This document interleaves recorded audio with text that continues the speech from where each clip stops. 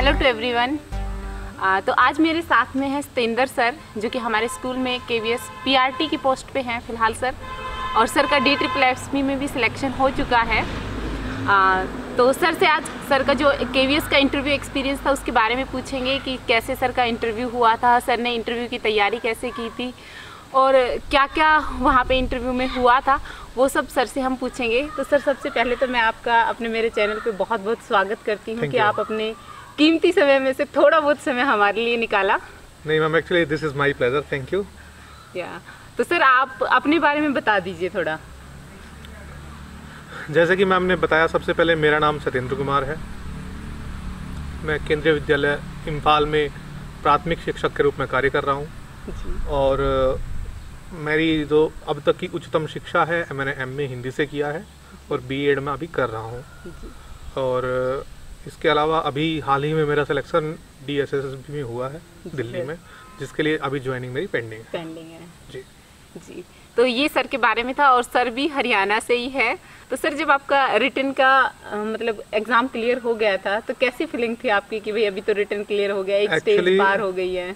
Actually मैं जब सबसे पहले KV के लिए अप्लाई किया था 2015 में मैम जी, उस समय पे मेरे घर वालों ने मतलब कि मुझे ये बोल दिया था कि तुझे कोचिंग के लिए कहीं नहीं जाना है, अपने घर पे तैयारी कर। तो मैंने बोला कि हालांकि एजुकेटेड फैमिली है मेरी पूरी, मेरे फादर भी प्रिंसिपल से रिटायर्ड है, तो उन्होंने बोला कि तू खुद से यहाँ पे तैयारी कर सकता है, क्यों खामखा कोचिंग वगैरह के चक्कर में पड़ रहा है। तो मैंने कहा नहीं, मैं कोचिंग करता हूँ। मैंने कहा कि केवल 3 महीने की बात है, 3 महीने में एग्ज़ाम है। 4 अक्टूबर 2015 को एग्ज़ाम की पहले से ही डेट डिक्लेयर थी, तो उसके लिए मैंने अपनी तैयारी शुरू की थी। और मैं रेवाड़ी में जाके एक इंस्टीट्यूट में मैंने तैयारी स्टार्ट की थी। उसके बाद 3 महीने मैंने 4 महीने आप कह सकते हैं, 4 अक्टूबर तक मैंने लगातार कोचिंग की। और उसके बाद मैंने 4 अक्टूबर को टेस्ट दिया था, वो किसी भी कारण से कैंसिल हो गया था। और उसके बाद फिर मैंने वहीं पे एकेडमी में पढ़ाना शुरू किया था और वहीं से मतलब कि मेरी तैयारी जो चारों तरफ की तैयारी शुरू हुई थी। मेरा स्पेसिफिक सब्जेक्ट था उस टाइम पे चाइल्ड डेवलपमेंटल पेडागोजी CDP। तो उस टाइम पे मेरी पूरी फोकस पेडागोजी के ऊपर होती थी और पेडागोजी के कारण ही आज मैं यहाँ पे। और जब मैं एग्ज़ाम देने के लिए गया तो एग्ज़ाम देने के बाद जैसे कि मैंने लोगों से सुना तो सबके अपने अलग अलग अनुभव थे। कोई कह रहा था कि टेस्ट बहुत हार्ड है, कोई कह रहा था, जैसे कि मेरे भी बहुत से साथी थे उसी विद्यालय में जिनका परीक्षा केंद्र था, तो उन्होंने सबने बताया कि सर टेस्ट तो नॉर्मल था। मैंने कहा सर ऐसा है कि मुझे तो टेस्ट नॉर्मल नहीं था, मैं तो हार्डली 115 आउट ऑफ 150 पहुँच पाऊँगा। तो बोला कि नहीं, इतने में तो आपका नहीं होने वाला है सर। अच्छा। सभी ने यही बोला था, बोला कि इस एग्ज़ाम की एटलीस्ट 125-130 तक मेरिट जाएगी। इतनी कटो? हाँ, उन्होंने बोला था ये। अच्छा। तो मैंने कहा चलिए ठीक है, देखते हैं, सब भगवान भरोसे, अब तो एग्ज़ाम दे चुके हैं जी, अब इसके बाद चिंता करने से क्या फ़ायदा है। उसके बाद एग्ज़ाम का रिज़ल्ट आया जनवरी 2017 में। 2017 में कैंसिल होने के बाद दोबारा हुआ एग्ज़ाम? हाँ, जनवरी 2017 में एग्ज़ाम हुआ था। मार्च 2017 में, अप्रैल 2017 में रिजल्ट आया और 31 मई को मेरा इंटरव्यू शेड्यूल्ड हुआ था। शेड्यूल हुआ था मेरा केंद्रीय विद्यालय गोमती नगर लखनऊ में। हाँ। अच्छा। तो मैंने अपने कुछ साथियों से और भी पता किया कि उनका क्या कुछ इंटरव्यू वगैरह कहाँ पे है। तो हम 4 साथी थे जहाँ पे मैं पढ़ा रहा था, उस इंस्टीट्यूट से दो लोग थे और 2 मेरे साथी थे जो पहले मेरे साथ तैयारी कर रहे थे। तो वो बोले कि चलिए साथ में चलते हैं, हम लोग इंटरव्यू के लिए गए थे। तो इंटरव्यू जब मैं वहाँ पे इंटरव्यू के लिए गया था तो सबसे पहले तो एज इंटरव्यू प्रोसेस, सबसे पहले तो डॉक्यूमेंट वेरिफिकेशन के बाद मुझे बताया गया कि आपका इतने नंबर पैनल में इस रूम में आपका इंटरव्यू है। तो मैं वहाँ पे इंतज़ार कर रहा था और बिल्कुल फॉर्मल ड्रेस में, मैंने ना जैसे कि लोग बोलते हैं कि कोट पैंट पहन के जाइए या कुछ भी करिए, मैं आपको सच बताता हूँ, मैंने उस टाइम पे हल्की हल्की दाढ़ी रखी हुई थी। अच्छा। मैं क्लीन सेव्ड भी नहीं था। लोग बोलते हैं इंटरव्यू के लिए क्लीन सेव्ड जाइए। हाँ, ये भी बहुत बोला जाता है। और ये बोला जाता है कि आप अच्छे से पैंट कोट वगैरह लगा के जाइए। हाँ। ऐसा कुछ भी नहीं था, मैं बिल्कुल नॉर्मल इंटरव्यू के लिए गया था। उससे पहले मैं इंटरव्यू के लिए तैयारी मैंने की थी। इंटरव्यू के लिए तैयारी इन द सेंस मैंने कोई क्लास नहीं ली, बट डेमो इंटरव्यूज़ मैंने दिए थे काफ़ी जी। और सर, आप तो खुद पढ़ा रहे थे तो वहाँ से तो आपको बहुत अच्छा बेस हो गया था। हाँ, तो मतलब कि मुझे कहीं पे भी पढ़ाने में दिक्कत नहीं थी जी। मुझे दिक्कत ये हो सकती थी कि मे बी कि मैं इंटरव्यू पैनल को फेस कर पाऊंगा या नहीं, वो कॉन्फिडेंस मेरे अंदर आ पाएगा या नहीं। बट जैसे कि एकेडमी में मैंने बताया 300 से 400 बच्चे भी कई बार बैचेज में होते थे, तो ऐसा था कि मैं कहीं भी मैनेज कर सकता हूँ। लेकिन थोड़ा सा अपना आत्मविश्वास बढ़ाने के लिए मैं 3-4 इंटरव्यू में डेमो दिया। इसके बाद जैसे कि मेरी ही जो जहाँ पे मैं पढ़ा रहा था वहीं पे मैंने डेमो लेसन्स लिए भी हैं और दिए भी हैं। हाँ, दिए भी हैं, मतलब मिक्स्ड रहा है। वहाँ पे एक्चुअली हम लोग एक स्पेशल फैकल्टी बुलाते थे, केंद्रीय विद्यालय रेवाड़ी कौंसीवास के प्रिंसिपल साहब जी, उनके प्रिंसिपल को स्पेशल रिक्वेस्ट हम लोग बुलाते थे कि आप आइए और इंटरव्यू कंडक्ट कीजिए। जी सर। तो उन्हीं के साथ में मैं इंटरव्यू लेने के लिए भी बैठा हूँ, इंटरव्यू देने के लिए भी बैठा हूँ, दोनों तरह की बात रही। इसके बाद इंटरव्यू मैं जब दे रहा था तो डेमो वाले बोल रहे थे कि नहीं सर आपकी कोई प्रॉब्लम नहीं है, आप टू द पॉइंट जा रहे हैं, कोई दिक्कत नहीं है। जी। मैं इंटरव्यू के लिए जब इंटरव्यू हॉल में मैंने एंटर किया तो थोड़ा सा नर्वस था मैं। जी। तो सबसे पहले तो सबको होती है नर्वसनेस। बाहर बैठे थे तब भी हो रही होगी थोड़ी थोड़ी? नहीं, उस टाइम तक मैं नर्वस नहीं था क्योंकि सभी कलीग्स बैठे थे, साथ वाले बैठे थे, उसमें बहुत से मेरे स्टूडेंट्स भी बैठे थे, तो मुझे ये लग रहा था कि I am very comfortable about this. लेकिन जो ही मैं इंटरव्यू के लिए अंदर गया तो थोड़ी सी घबराहट मुझे हुई, तो मैं सबका अभिवादन किया, तो बोले बैठिए यहाँ पे। तो मैंने कहा सर धन्यवाद। तो बोले कि आप हिंदी में देंगे इंटरव्यू? मैंने कहा जी बिल्कुल हिंदी में देंगे मैं। तो बोले कि इंग्लिश में कंफर्टेबल नहीं है? मैंने कहा इंग्लिश में दिक्कत नहीं है मुझे, बट हिंदी में मैं ज़्यादा कंफर्टेबल हूँ। तो बोले कि ठीक है चलिए इंटरव्यू शुरू करते हैं। तो बोले कि चलिए अपने बारे में बताइए। तो बोले कि मैंने अपने बारे में बताया, मैंने जैसे अपने बारे में उनको बताया, और बताने के बाद जैसे कि उन्होंने कहा कि आप शिक्षक ही क्यों बनना चाहते हैं? तो मैंने बताया कि सर ऐसे ऐसे मेरी फैमिली बैकग्राउंड पूरा टीचर्स का ही रहा है, इसलिए मैं चाहता हूँ कि मैं भी टीचर ही बनूँ, कम से कम अपना फैमिली बैकग्राउंड जो है उसको तो कम से कम फॉलो कर सकूँ। तो बोले कि चलिए ठीक है। तो उसके बाद इंटरव्यू कमेटी ने काफ़ी सारे क्वेश्चंस पूछे, जैसे कि उनके पास डिटेल्ड एप्लीकेशन फॉर्म तो होता ही है पूरा। बायोडाटा भी होता है हमारा। बायोडाटा वही detailed application form, actually UPSC में उसको डिटेल्ड एप्लीकेशन फॉर्म बोलते हैं, जो आपके सारे डॉक्यूमेंट्स का कलेक्शन होता है। आपकी हॉबी क्या है, आप क्या कितना पढ़े हैं, क्या क्या क्वालिफिकेशन, सब कुछ उनके पास था। इवन आपके पास क्या क्या सब्जेक्ट्स थे ये भी उन्होंने पूछा था जी। तो उन्होंने पूछा मुझसे कि सर 12th में तो आपके पास साइंस रही? मैंने कहा जी साइंस रही बिल्कुल। बोले कि आपने 2012 में डाइट में एडमिशन लिया, 2011 में क्या किया? मैंने कहा सर 2011 में मैं एक्चुअली बस टाइम पास के लिए निकल गया था। तो बोले कि मतलब? मैंने कहा सर मैंने एक्चुअली दिल्ली यूनिवर्सिटी में फिजिक्स ऑनर्स में एडमिशन लिया था। तो बोले कि ठीक है सर। उसके बाद उन्होंने सब्जेक्ट से रिलेटेड क्वेश्चन पूछने शुरू कर दिए। तो वो पूछने लगे कि साइंस के क्वेश्चंस, तो वो क्वेश्चंस पे क्वेश्चंस धनाधन, कोई न्यूटन्स फर्स्ट लॉ पूछ रहा है, कोई एम्पियर्स सर्किट लॉ पूछ रहा है, धनाधन क्वेश्चंस पूछते जा रहे हैं। मतलब 5 लोगों की कमेटी थी, तो लगातार प्रश्न पूछ रहे हैं जी। तो मुझे लगा कि अगर ऐसे ही जवाब देता रहूँगा तो ये इनके प्रश्न आते रहेंगे। तो उन्होंने सिंपल क्वेश्चन पूछा था, व्हाट इज़ नाइट्रिफिकेशन? तो मैंने कहा अब बहुत हो गया, sorry ma'am I don't. Okay अब बैठिए आप। यस, मतलब कि मैंने वहाँ पे देखा है, हालांकि हमें ज़्यादा से ज़्यादा प्रश्नों के उत्तर दे देने चाहिए, लेकिन कहीं कहीं ऐसा लगने लगता है कि अगर सभी प्रश्नों के उत्तर आप दे रहे हो तो उनके प्रश्न लगातार आते रहेंगे जी। तो मैंने सोचा कि प्रश्न के जवाब ना देने में भलाई है, तो मैं चुपचाप बैठ गया। तो मैंने कहा सॉरी आई डोंट नो। तो उन्होंने बोला ठीक है। तो हिंदी के बारे में पूछने लगे, हिंदी मेरा विषय है जैसे, तो हिंदी में मुझे कोई परेशानी नहीं हुई। उन्होंने कहा कवित्री शब्द लिख के दिखाइए, क्योंकि नॉर्मल शब्द होते हैं जो, जैसे कि बहुत से शब्द ऐसे हैं जिनको हम हिंदी में अच्छे से नहीं लिख पाते हैं, सही नहीं लिख पाते हैं। आशीर्वाद में बहुत, आशीर्वाद, सन्यासी, बहुत से ऐसे शब्द हैं। किंग कर्तव्य मूड होता है, और उज्ज्वल होता है, उज्ज्वल, ये एग्जाम में भी आते हैं सर सारे। हाँ, तो मैंने देखा कि हाँ, उससे पहले मैं एक बार बताना चाहूँगा, जब मेरा रिटर्न का रिजल्ट आया था, रिजल्ट का मेरा मार्क्स आए थे 111। हाँ, तो मैंने सोचा था कि उसके बाद इंटरव्यू के लिए भी सिलेक्शन हो गया। उस टाइम मेरी कैटेगरी ओबीसी है, तो ओबीसी का भी नो डाउट मुझे बेनिफिट मिलना था। बट उस टाइम जनरल की कट ऑफ गई थी 104 या 5 नंबर पे, और ओबीसी की गई थी 100 नंबर पे। 100 नंबर पे तो नो डाउट मैं जनरल में क्लियर हो रहा था। तो अब मैं वहीं से शुरू करता हूँ जहाँ पे मैं पहले था। तो वहाँ पे जब मैंने शुरू किया, बोले कि आप एक बार बोर्ड पे डेमो क्लासेस लेकर दिखाइए। तो डेमो क्लासेस लेकर दिखाया। एक्चुअली वहाँ पे सब कुछ होने के बाद वो बोले कि okay sir, best of luck for your future, you may go. तो मैं थैंक यू सर बोल के बाहर निकला। बाहर निकलने के बाद देखिए, हम हैं हरियाणा से, हमें सबसे ज़्यादा जल्दी होती है अपनी ट्रेन पकड़ने की।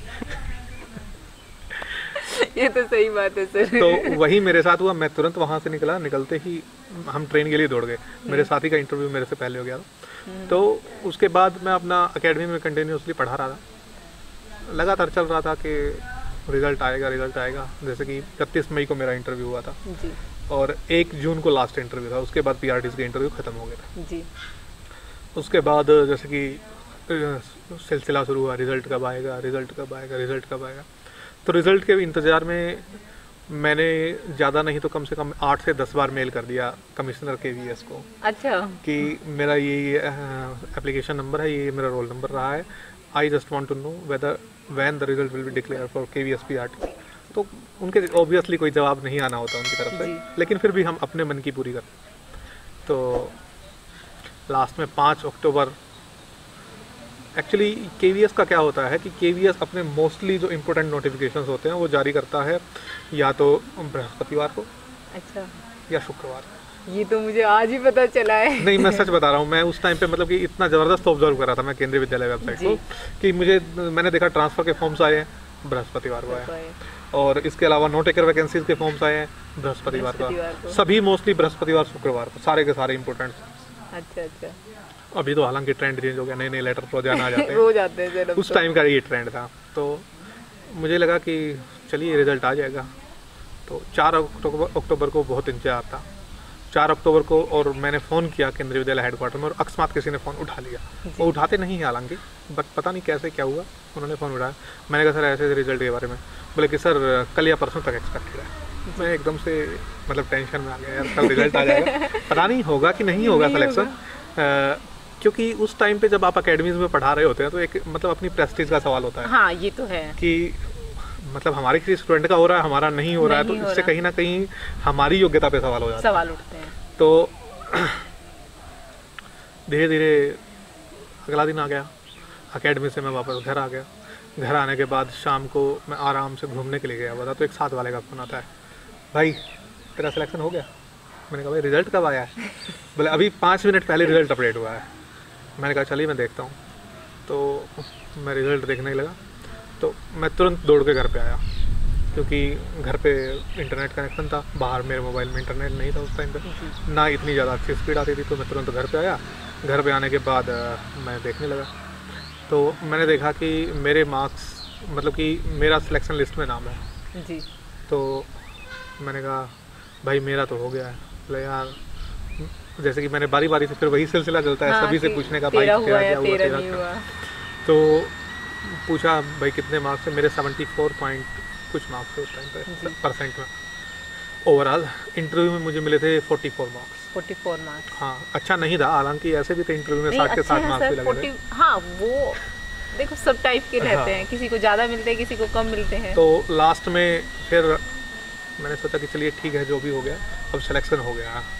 तो उस समय मेरा घर में भी थोड़ी सी प्रॉब्लम चल रही थी। तो मैंने सबसे पहले जब रिजल्ट आया था, मैंने मम्मी को बोला मम्मी लड्डू बांट दे गाँव में। तो बोली कि क्या हो गया? मैंने कहा सिलेक्शन हो गया। तो सिलेक्शन हो गया तो 6 तारीख को आ गया अपॉइंटमेंट लेटर। अपॉइंटमेंट लेटर मेरा बड़ा ब्लर था, उसमें केवल ऊपर दिख रहा था केंद्रीय विद्यालय तिनसुकिया संभाग, और एक लास्ट पेज पे दिख रहा था केंद्रीय विद्यालय नंबर 1 इम्फाल, और कुछ नहीं दिख रहा था।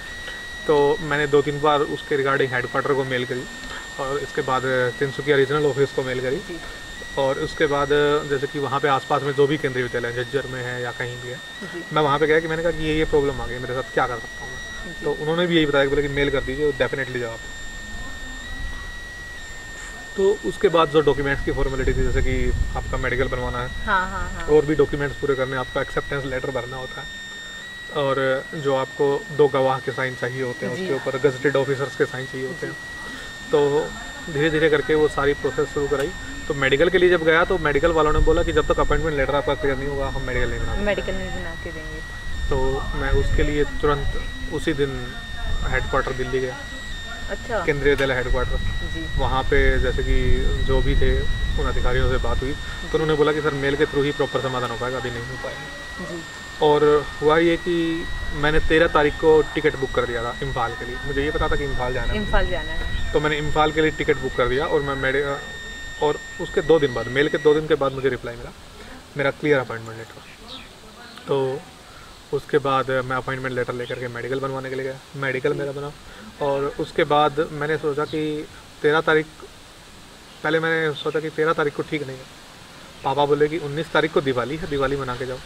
अच्छा, उससे पहले तो ये दिक्कत आई थी कि जब उन्होंने सुना कि इम्फाल में सिलेक्शन हो रहा है, बोले क्या नौकरी ज्वाइन करके करेगा, यहाँ कर रहा है आराम से। तो मैंने कहा कि इम्फाल के नाम से सब नहीं, मतलब कि वो डर नहीं था एक्चुअली। मैं कह सकता हूँ कि मैं मतलब कि एक ही बेटा हूँ। हाँ, तो उनको थोड़ा सा ये लगता है कि ये हमारे पास में रहे तो ज़्यादा बेटर है, तो बेटर रहेगा। हाँ, तो उन्होंने वो बोले कि ऐसा है कि यहाँ पे भी तेरा काम तो चल ही रहा है, अकेडमी पे जा रहा है, तो ऐसा कर क्यों काम का चक्कर में पड़ रहा है, अपना आराम से यहीं पे रहे। मैंने कहा नहीं कोई बात नहीं, गवर्नमेंट जॉब है, 2-3 साल के बाद यहाँ पे वापस आ जाएंगे जी। तो बोले कि ठीक है। तो जैसे तैसे करके उनको बड़ी मुश्किल से मैंने मनाया था, वो एग्री नहीं कर रहे थे। और उनका तो ये था कि वो जैसे कि अब मेरा DSSS में हो गया, तो उसके लिए भी बोल रहे हैं कि अभी यहाँ आके क्या करेगा, अगले साल तो यहाँ आ ही जाना है। तो मैं उनको बोल रहा हूँ कि धीरे धीरे, जैसे कि मैंने उसको समझाया कि अगर मान लीजिए केंद्रीय विद्यालय का सिस्टम है कि आप ऑल इंडिया सर्विसेज में, आप पूरे भारत भर में कहीं भी आपकी नियुक्ति हो सकती है, आपको कहीं भी भेजा जा सकता है। मान लीजिए आगे मैं कहीं ट्रांसफ़र मेरा हो गया मेरे घर के पास, मेरे घर से 8 किलोमीटर पे 2 KV है, एक 8 किलोमीटर इधर है, 8 किलोमीटर इधर है। तो मैं सोचा कि घर के पास तो आ ही जाऊँगा। फिर सोचा कि अगर मान लीजिए मैं प्रमोट होता हूँ, LD के थ्रू भी प्रमोशन लेता हूँ, तो पक्का ट्रांसफ़र देंगे, ट्रांसफ़र कहीं ना कहीं देंगे, वहाँ पे तो रखेंगे नहीं। तो मैंने सोचा कि वहीं फिर से हार्ड स्टेशन का टेंडर पूरा करके आना। तो मैंने सोचा कि क्या फ़ायदा, कम से कम दिल्ली की दिल्ली में तो रहेंगे, दिल्ली में तो। और ये ज़रूरी नहीं है कि दिल्ली की दिल्ली में रहें, क्योंकि हर आदमी के अपने ऊँचे ख्वाब होते हैं। हाँ, बिल्कुल सही बात है सर। और वो उन्हीं की पूर्ति के लिए लगे रहते हैं। तो यहाँ पे जैसे कि मैं अभी वहीं प्रयास जी। अच्छा, तो ये मेरी जर्नी थी मैम, मतलब कि के विद्यालय जी।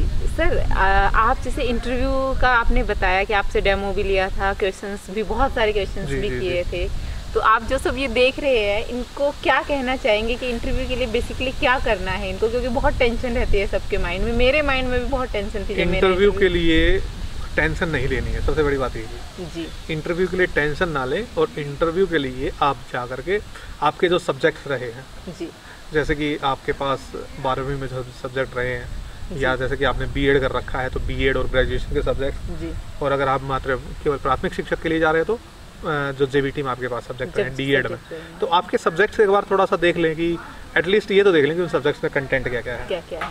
कहीं ऐसा ना हो कि वो पूछे कि भारत के आर्थिक विकास के बारे में आप बताने लगे कि भारत में अंग्रेजों ने शासन किया था और इतने साल में अंग्रेज आ गए थे और इतने साल में वापस गए, तो वो आर्थिक विकास से संबंधित नहीं होगा। एटलीस्ट आपको ये बताओ कि आपके सब्जेक्ट में क्या है।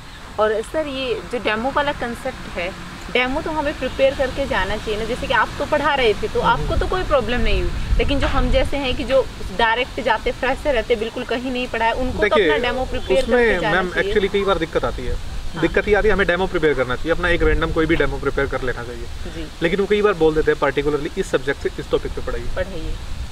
मान लीजिए आपको बोल दिया जाए कि आप मैथ्स में पढ़ा रहे हैं, आपको बोल दिया जाए कि आपको केवल फ्रैक्शंस पे पढ़ाना है, तो और आप टॉपिक कोई और प्रिपेयर करके गए, तो उसमें दिक्कत हो सकती है। लेकिन डेमो एटलीस्ट मान लीजिए आपके पास 100 में से 50% चांस है वो सब्जेक्ट तो टॉपिक अपना खुद का दे रहे हैं, आप 50% तो सिक्योर होके जा रहे हैं, तो अपने डेमो एटलीस्ट प्रिपेयर कर ले। और उम्मीद है B.Ed और JBT में आपने डेफिनेटली डेमोज दिए होंगे, तो उसका बिल्कुल आपको लाभ मिलेगा। और सर एक और आता है, क्योंकि जब मैंने भी लास्ट टाइम दिया था तो उन्होंने मुझसे कहा कि जाके ना पोइम पढ़ाओ इंग्लिश के विद एक्शन के साथ में, PRT का जब इंटरव्यू दिया था, तो क्या हमें पोइम वगैरह भी प्रिपेयर करके लेके जानी चाहिए? मैम जब मैं इंटरव्यू से पहले जब हम लोग बैठे हुए थे, तो सभी लोग, मतलब कि ये हाल हो गया था कि सभी लोग NCERT बुक्स डाउनलोड करने में लगे हुए थे। अच्छा। कोई याद कर रहा था तोता हूँ मैं तोता हूँ हरे रंग का होता हूँ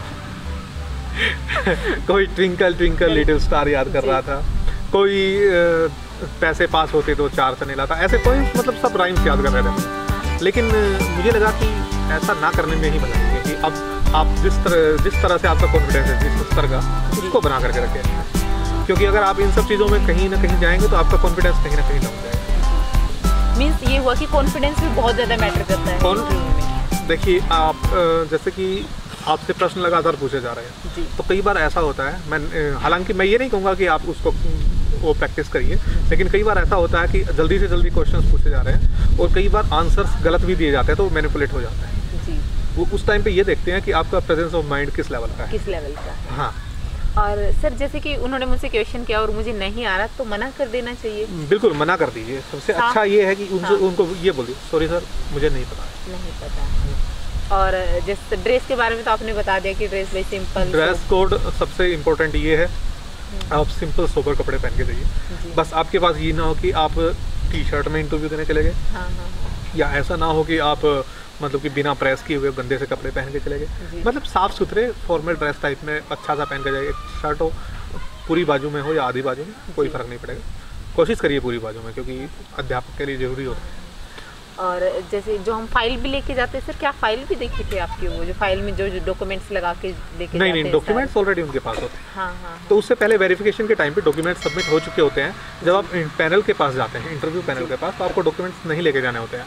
अगर आपके साथ में कोई व्यक्ति है जो आपके साथ में है, जो इंटरव्यू पैनल मतलब इंटरव्यू देने के लिए आपके साथ में आया हुआ है, तो आप उसको दे सकते हैं कि जब तक आपका नंबर नहीं आ जाता है तो आप तब तक उनको पकड़ के रखिए, या अगर आपका नंबर आ गया तो कुछ टाइम बैठिए, मैं इंटरव्यू दे जाता हूँ तब वापस ले लूँगा। और आपसे तो सर आपने जैसे बताया कि नहीं पूछा, लेकिन जब मैं देने गई थी तो मुझसे ना केवी में जैसे सिंगल गर्ल चाइल्ड का कंसेप्ट है, ये उठा लिया उन्होंने कि सिंगल गर्ल चाइल्ड के बारे में बताइए। फिर ये जो अभी फिट इंडिया वाला चल रहा है, स्वस्थ भारत स्वस्थ बच्चे, ये बताइए। तो केवी की स्कीम भी पढ़ के जानी चाहिए? नहीं, मुझे नहीं लगता कि केवी की स्कीम्स, एक्चुअली वो केवी की स्कीम्स नहीं थी। सिंगल गर्ल चाइल्ड आरटी के अंडर सारे एडमिशन जी, मतलब आरटीई और सिंगल गर्ल चाइल्ड ये एक अलग कॉन्सेप्ट चलता है। लेकिन उससे पहले जैसे कि आप किसी भी विद्यालय में जाते हैं तो उसके बारे में थोड़ा सा मतलब मैं ये नहीं कहूँगा कि केंद्रीय विद्यालय की सारी योजनाएं आपको बताऊं, लेकिन आपसे वो ये नहीं पूछेंगे ये एडमिशन प्रोसीजर क्या है, ये तो नहीं वो नहीं पूछेंगे। लेकिन ये पूछ सकते हैं कि अगर आप इस पोस्ट के लिए आ रहे हैं तो आपके पास एटलीस्ट इतनी तो नॉलेज हो कि जिस संगठन में आप जा रहे हैं उसके बारे में पता हो।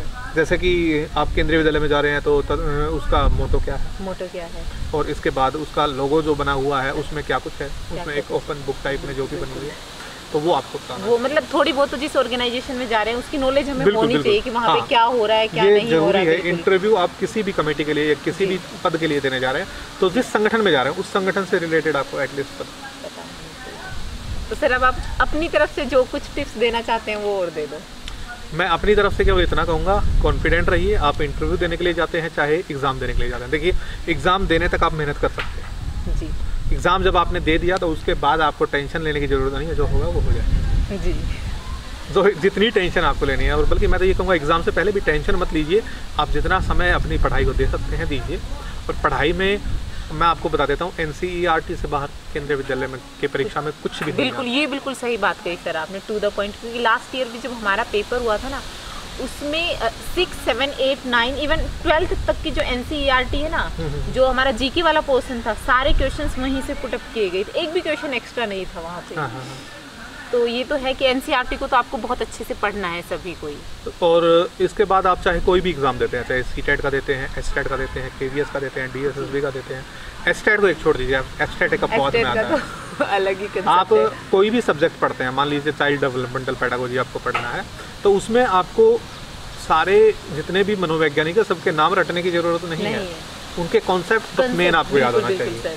आपको ये पता होना चाहिए कि मान लीजिए अगर आप एक कोई कॉन्सेप्ट पढ़ा रहे हैं, मान लीजिए कोई मैथ्स का कोई कॉन्सेप्ट पढ़ा रहे हैं, तो आपको एक्टिविटी मेथड से अगर आपको पढ़ाना पड़े तो वो कैसे पढ़ाना है, अगर आपको ये पता है तो उससे संबंधित क्वेश्चन आप आराम से कर लें। बिल्कुल सर। पेडागोजी मेन आती है, साइकोलॉजी बहुत कम आती है केंद्रीय विद्यालय में भी, DSSB में भी और CTET में। आने वाली वीडियो में हम सर का DSSB का एक्सपीरियंस है वो भी शेयर करेंगे। तो ये आज की वीडियो थी, आई होप आप सभी को अच्छी लगी होगी। अगर अच्छी लगी तो प्लीज़ वीडियो को लाइक कर देना, शेयर कर देना, चैनल को सब्सक्राइब कर देना। और सर आपको बहुत बहुत थैंक यू आने के लिए और सबको अपना वैल्यूएबल टाइम देने के लिए। Thank you very much. मिलते हैं नई वीडियो में, तब तक के लिए जय हिंद, जय भारत, जय हरियाणा। बेटी बचाओ, बेटी पढ़ाओ, बेटियों को आगे बढ़ाओ।